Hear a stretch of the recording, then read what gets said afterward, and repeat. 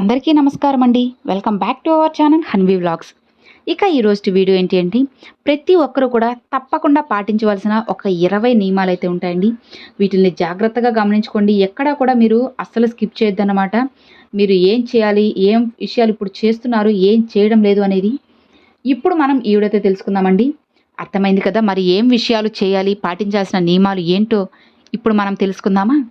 అందులో మొదటిది, ఉదయం లేవగానే తప్పనిసరిగా నీళ్ళు అనేది తాగాలి. ఇలా తాగడం వల్ల మన ఆరోగ్యం అనేది ఎప్పుడూ కూడా మంచిగానే ఉంటుంది. ఇక 2, పెరుగుతో ఏ ఆహారాన్ని కూడా అస్సలు భుజించరాదు. అలానే పెరుగుని కూడా అస్సలు తినకూడదు. ఇక 3, భోజనం తర్వాత పొరపాటున కూడా స్నానం చేయకూడదు. ఒకవేళ స్నానం చేశారు అంటే ఆ అన్నం అనేది సరిగా అరగక మీకు ఒకలా ఉంటుంది. అలానే స్నానం అనేది అడ్డదిడ్డంగా రుద్దుతూ స్నానం అనేది చాలా త్వరగా ముగించేయాలి. అర్థమైంది కదా. ఇక 4, పగటిపూట భార్యతో అంటే స్త్రీతో అస్సలు కలవకూడదు, గుర్తుంచుకోండి. అలానే లేవగానే కూడా చదవకూడదు కూడా. ఇక లేవగానే 5వ విషయం ఏంటి అంటే లేవగానే కాళ్ళు నేలకి తగలకుండా వంగి భూమిని తాకి నమస్కరించాలి. ఇలా చేయడం వల్ల శరీరంలోని విషశక్తి భూమిని ఆకర్షించి స్వచ్ఛమైన శక్తి అనేది మనలోకి వస్తుంది. ఇక 6, కొంతసేపు ధ్యానం తప్పకుండా చేయాలి. ఇలా చేయడం ద్వారా శరీరంలోని అన్ని భాగాలకి అవసరమైన ప్రాణశక్తినిచ్చి సమతుల్యం చేస్తుంది. ఇక శరీరానికి హాని కలిగించే విష తరంగాలు బయటికి వెళ్ళిపోతాయి. ఇక 7, సాయం సమయంలో సూర్యుని కిరణాలతో స్నానం చేయాలి. అనగా కొద్దిసేపు నిలవాలి. దానివల్ల అనేక చర్మ వ్యాధులు రాకుండా శరీరం అనేది వజ్రంలా తయారవుతుంది. సూర్యకిరణాల్లో విటమిన్ డి ఉంటుంది కాబట్టి చాలా మంచిగా ఉంటారు. ఇక 8, రోజు మొత్తం మీద ఒక్కసారే వేడి ద్రవాన్ని త్రాగాలి. అంటే టీ, కాఫీ ఏదైనా సరే రోజుకు ఒక్కసారి మాత్రమే తాగాలి, గుర్తుంచుకోండి. ఇక 9వ విషయం ఏంటి అంటే భోజనాన్ని కూర్చునే భుజించాలి. దీనివల్ల శరీరానికి ఎంత ఆహారం కావాలో అంతే తీసుకొని ఆపై ఇక చాలు అని సంకేతం పంపుతుంది. తద్వారా అతి ఆహారం తీసుకొని అనారోగ్యం పాలు కాకుండా మంచిగా ఉండగలరు. ఇక 10, భోజనం చేసిన వెంటనే అస్సలు నిద్రపోకండి. ఇలా నిద్రపోతే మీతో పాటు ఆహారాన్ని శుద్ధి చేసే రక్తంగా మార్చాల్సిన అవయవాలు కూడా నిద్రిస్తాయి. దానితో అజీర్ణము, మలబద్ధకము ఇలా ఏదో ఒకటి వస్తూ ఉంటాయి. ఇక 11వ విషయం ఏంటి అంటే రాత్రిపూట పడక గదిలో కిటికీలు, తలుపులు తెరిచి అస్సలు నిద్రించకండి. తలుపులు తెరిచి నిద్రిస్తే చోరుల వల్ల, కిటికీలు తెరిచి నిద్రిస్తే చలికాలంలో రోగాలు వచ్చే అవకాశం ఉంటుంది. ఇక 12, మీరు కానీ మీ పిల్లలు కానీ ఛాతిపై చేతులు వేసుకొని అస్సలు నిద్రపోవద్దు. ఇలా నిద్రించడం వల్ల ఊపిరితిత్తులపై తీవ్ర భారం అనేది పడుతుంది.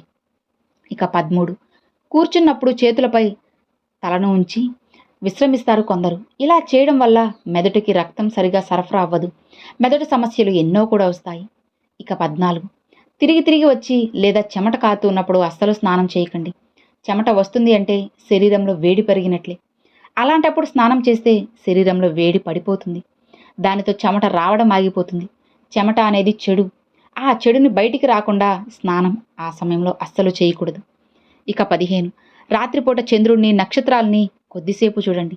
దీని ద్వారా కనులకు దృష్టి అనేది పెరుగుతుంది, మనసుకి ప్రశాంతంగా ఉంటుంది. ఇక 16వ విషయం ఏంటి అంటే నది, సముద్ర స్నానం చేసేవాళ్ళు స్నానం అయ్యాక వెంటనే తొలతగా వీపు తుడుచుకోవాలి.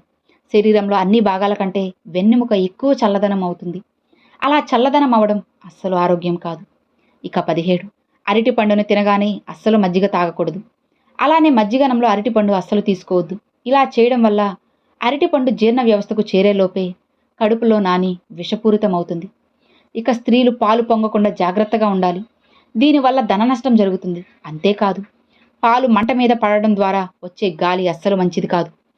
పాలు పొంగించడం వేరు, మంట ఆరిపోయేదాకా పాలు పొంగిపోవడం వేరు. ఇక 18, భర్తకు, పిల్లలకు, బంధువులకు, అతిథులకు స్త్రీ గాజులు వేసుకోకుండా అస్సలు వడ్డించకూడదు. వడ్డిస్తున్నప్పుడు ఆ గాజుల తాకిడికి వచ్చే చిరు శబ్దాలు కనిపించని క్రిములను దూరంగా నెట్టివేస్తాయి, గుర్తుంచుకోండి.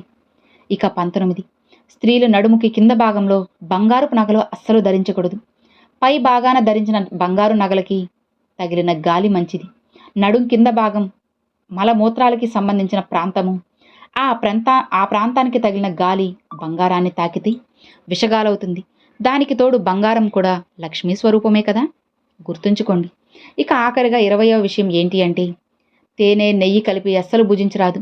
అతిగా లావు ఉన్నవాళ్ళు గోధుమలతో చేసిన ఆహారాన్ని స్వీకరించాలి. ఇక ఒళ్ళు నొప్పులున్న వాళ్ళు మాంసాహారానికి దూరంగా ఉండాలి.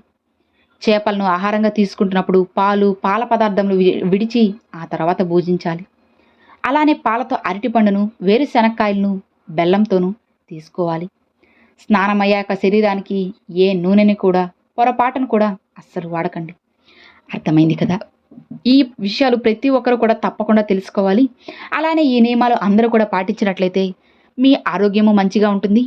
మీ జీవితం కూడా చాలా సంతోషంగా, అద్భుతంగా, ఆనందంగా ఉంటుంది.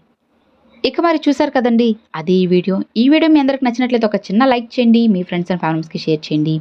ఫస్ట్గా మన ఛానల్ చూసేవాళ్ళు సబ్స్క్రైబ్ చేసి సపోర్ట్ చేయండి ఫ్రెండ్స్. Thanks for watching. జై వారాహి.